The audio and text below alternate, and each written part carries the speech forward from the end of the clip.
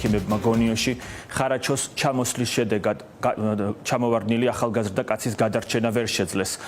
დეკანაძის მდგომარეობა კლინიკაში შეყვანის დროს უკვე კრიტიკულად მძიმე იყო. რკინის კონსტრუქციის ჩამონგრევის დროს ის 25 სართულზე იმყოფებოდა. 30 წლამდე კაცი საავადმყოფოში მალევე გადაიყვანეს, თუმცა სამწუხაროდ მისი გადარჩენა ვერ მოხერხდა. თამაზ ბაკურიძის ცნობით სასტუმროს მშენებელი კომპანია სწრაფად და საეჭვოდ მარტივად იღებდა ნებართვებს, არღვევდა ვადებს. უფლებადამცველი ამბობს, რომ დეველოპერულ ჯგუფს ახლო კავშირი აქვს ოცნებასთან. კომპანია ტრაგედიას ამ დრომდე არ გამოხმაურებია.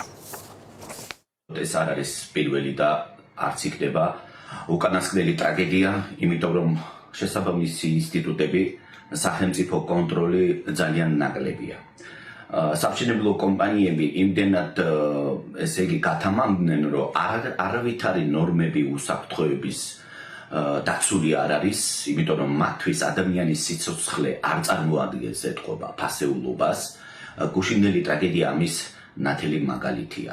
კომპანია Nexty არის ერთ-ერთი ძლიერი სამშენებლო კომპანია და რა გაუჭირდა, რომ მას ისეთი ხარაჩოები დაემონტაჟებინა, რომ აი ესე ფარაკინა ქაღალდივით არ დაჭმოჭმულიყო. მთელ პასუხისმგებლობას ჩვენ ვაკისრებთ კომპანიას და ეხლა ნუ ცდილობს კომპანია ისრების გადატანას, რო ქვე კონტრაქტორი და ასე შემდეგ, არავითარ შემთხვევაში